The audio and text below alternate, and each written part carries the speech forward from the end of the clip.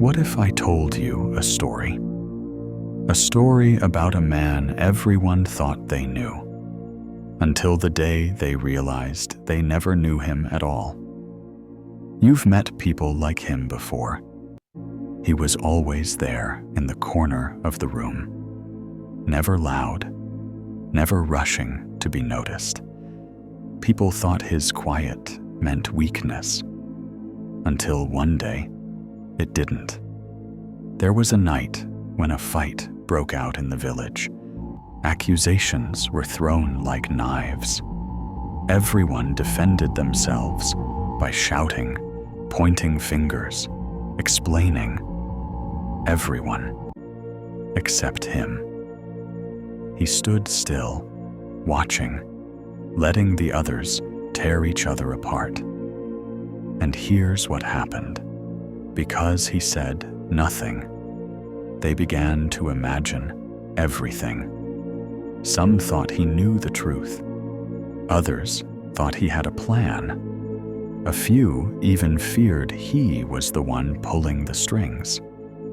The truth, he had done nothing at all, except keep his mouth shut and watch. That's when you understand something most people never learn. Silence is not emptiness. Silence is a weapon. Machiavelli once said, "Never reveal the entire truth to anyone. You don't give them the full picture. You let them fill in the blanks themselves." And people will always fill those blanks with their own fears. You've been in this place before, maybe at work, maybe with friends, maybe in your own family. You've seen how people reveal more when they feel safe. And you've seen how dangerous it is when they know too much about you. But learning this skill wasn't easy. You've had nights when you were alone with your thoughts, wondering if the path you chose was worth it. Nights when your mind tried to scare you back into the crowd. You stayed. You listened. You noticed the way people's eyes shift when they lie, how their voice changes when they hide something. You learned that real truth lives in the gaps, in what's not said, in the words they swallow. Now you don't speak to fill silence. You speak to make every word count. And when you stay quiet, people lean in, desperate to know what you're thinking. You've stopped living for their approval. You've built a place where you choose when and how you appear. And that choice is power.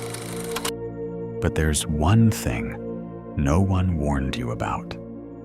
When you create a shadow, sometimes the shadow starts to move on its own.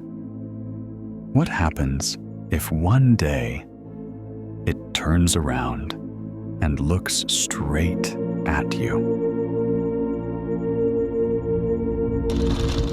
Part 2. You remember that night you chose to stay quiet, letting everyone else speak. It was almost like watching a storm destroy itself. No matter how loud they were, their noise couldn't touch you. But here's the strange thing about silence.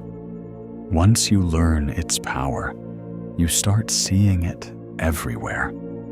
There's an old Zen story about a monk who carried a full cup of tea to the edge of a cliff.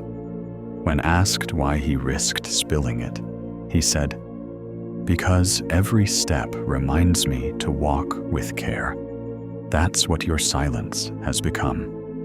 A cup you carry, not to spill in a world that's always shaking the ground. Still, People don't understand it. Some mistake your silence for weakness.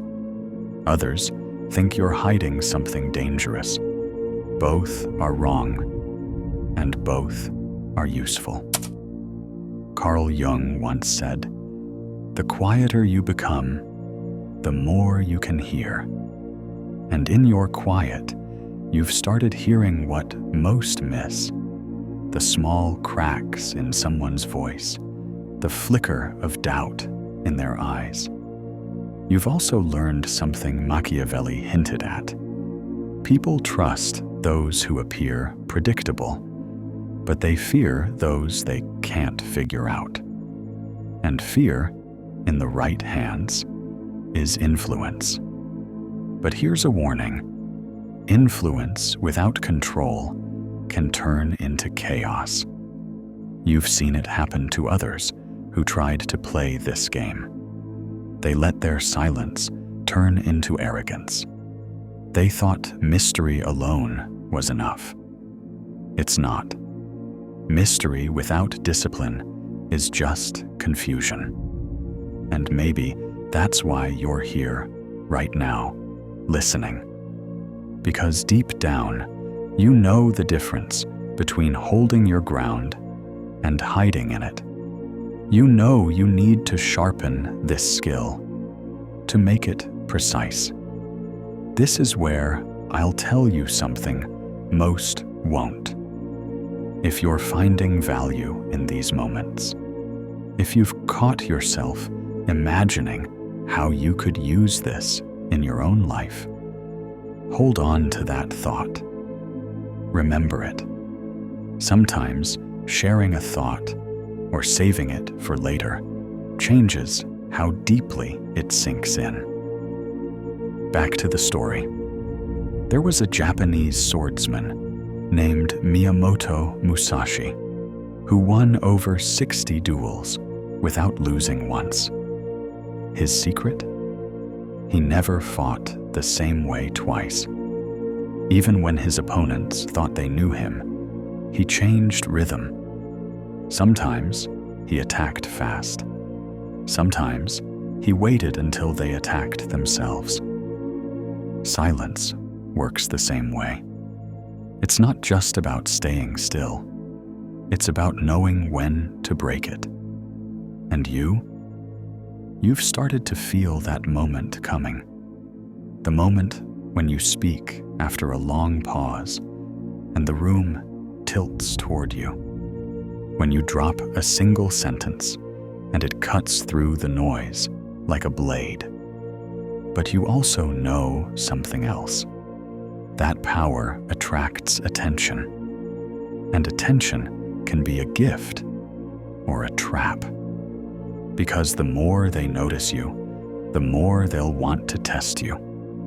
And the question is, when that day comes, will you stand in the storm or step aside and let it destroy itself again?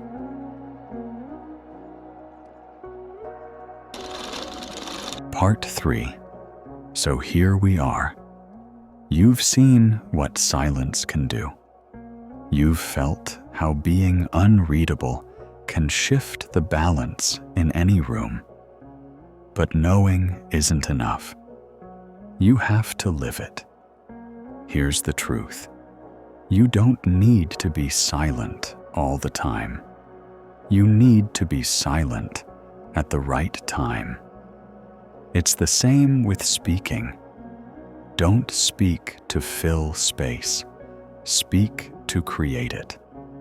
Every word should land with purpose. Every pause should have weight. Think about the last time someone really surprised you. Not with volume, but with timing.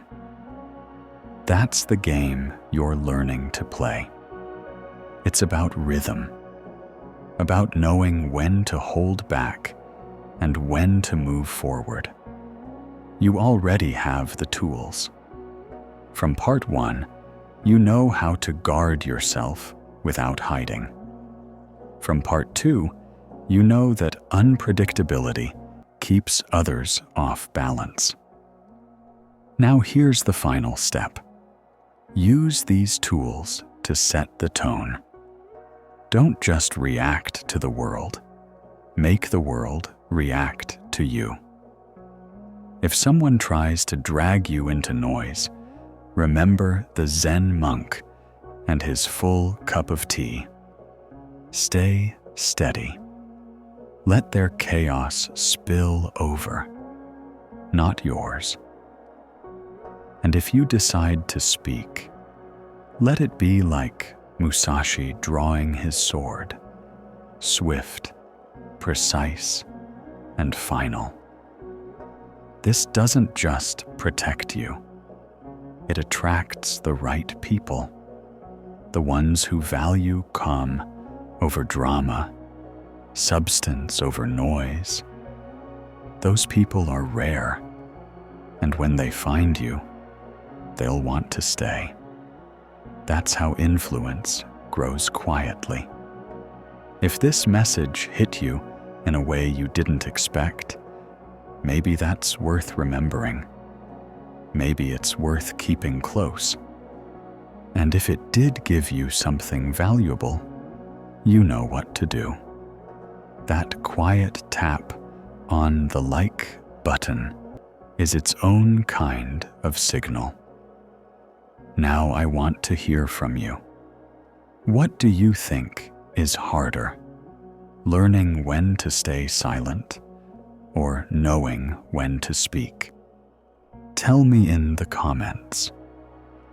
Your answer might be the one that changes how someone else sees this game.